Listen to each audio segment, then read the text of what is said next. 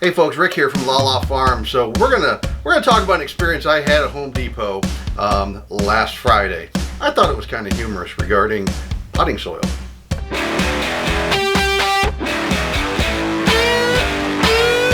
Hey folks, so last Friday I went to Home Depot. I was on my way home from work. Went to Home Depot, picked up some peat moss, and then picked up some perlite and some vermiculite.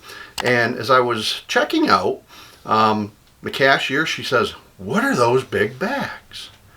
I said, "What big bags are you referring to?" And it was the 3 cubic foot bags of peat moss. So I told her that it was peat moss, and she said, "What in the world do you use that for?"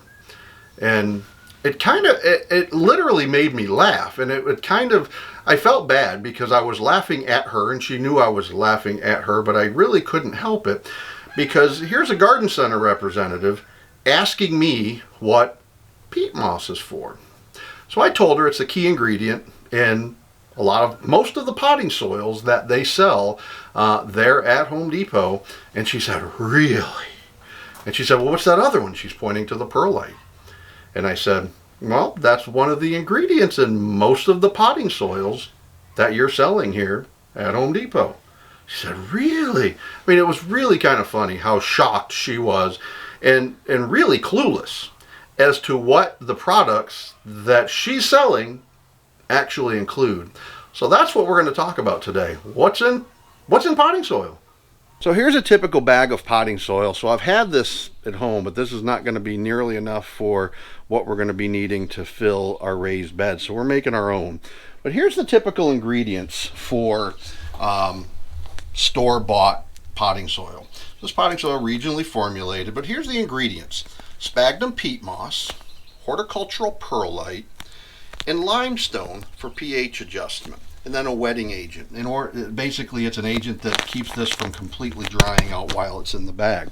So there's really 3 ingredients: peat moss, perlite, and lime. Let's go through those ingredients.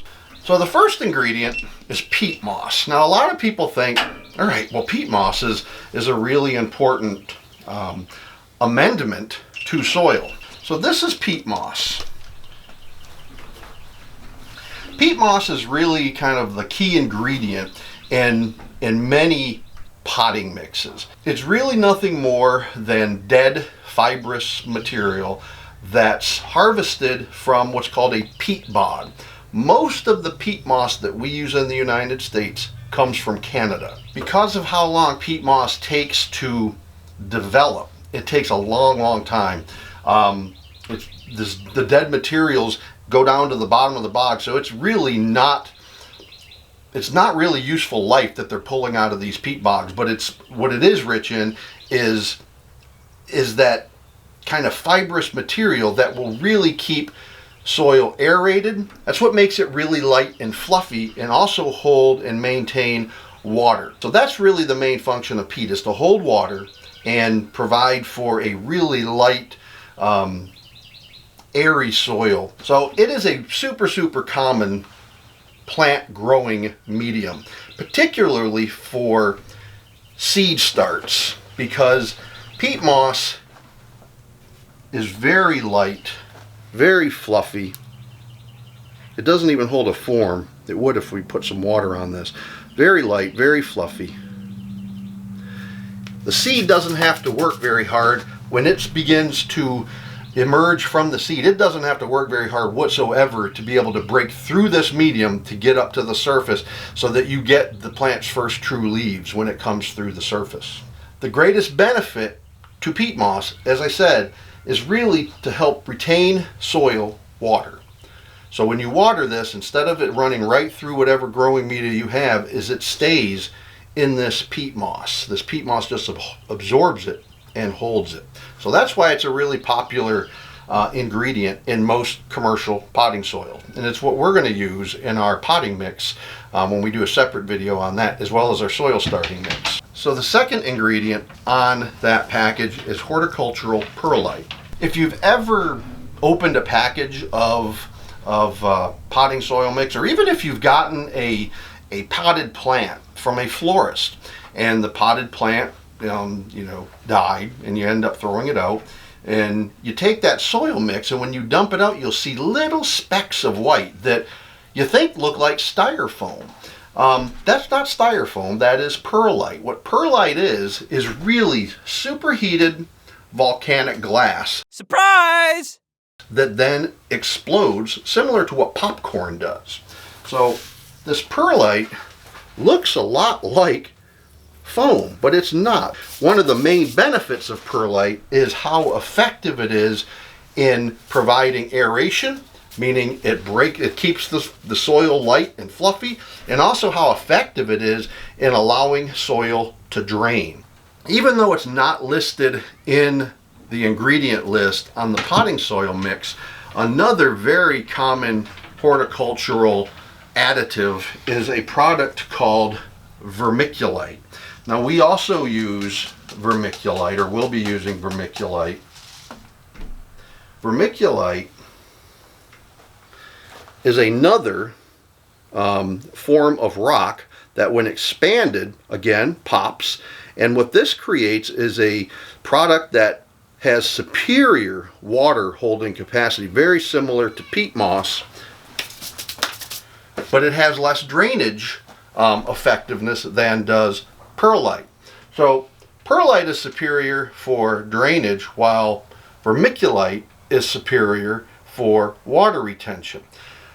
Vermiculite generally costs more than perlite, which is why in the commercial mixes you're going to find perlite much more commonly. I don't think I've ever seen a potting mix with vermiculite, frankly, but you can get vermiculite if you're mixing your own seed or mixing your own potting mix or bed mix, and that's what we're going to be doing in a subsequent video, is showing you how we make that. So between these two additives, perlite and vermiculite, one of the main advantages of these is they are really inert, meaning they really do nothing for the soil. They don't add nutrients, they don't add any food for the plants. They will never decay. They just sit in the plant, or sit in the soil, I should say. Perlite provides very good drainage, and vermiculite holds water very, very well.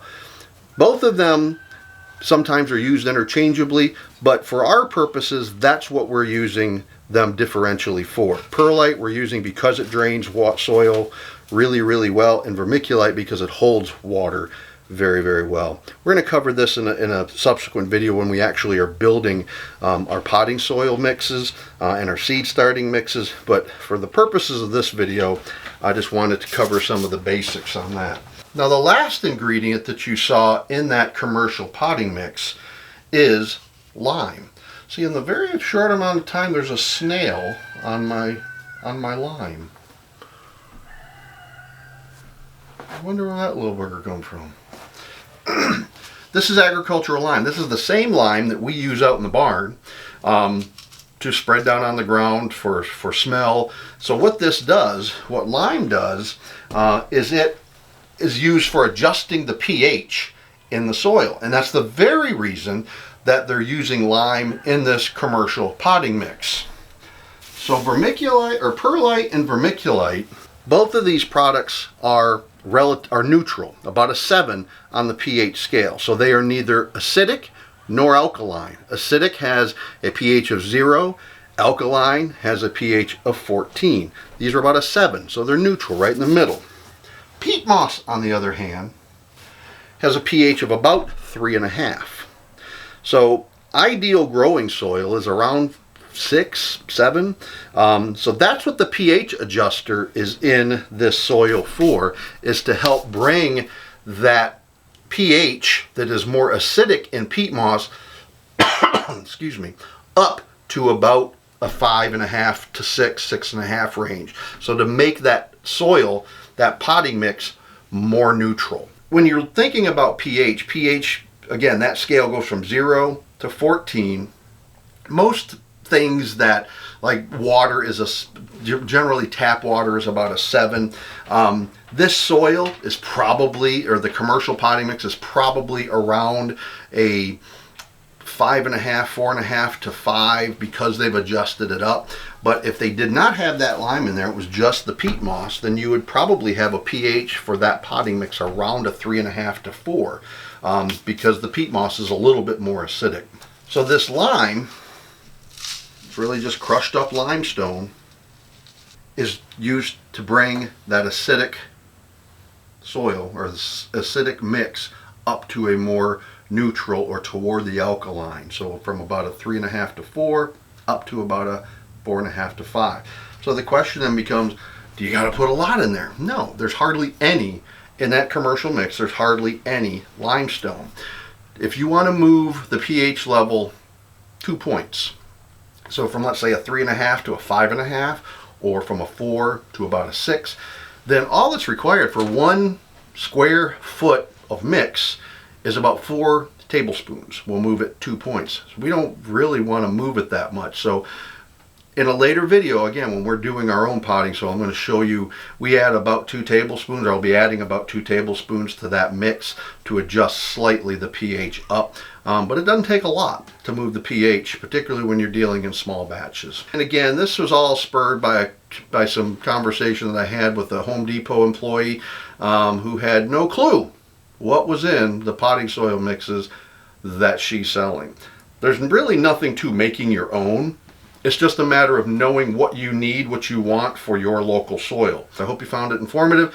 Remember, folks, treat others as you would like to be treated. Be well, my friends.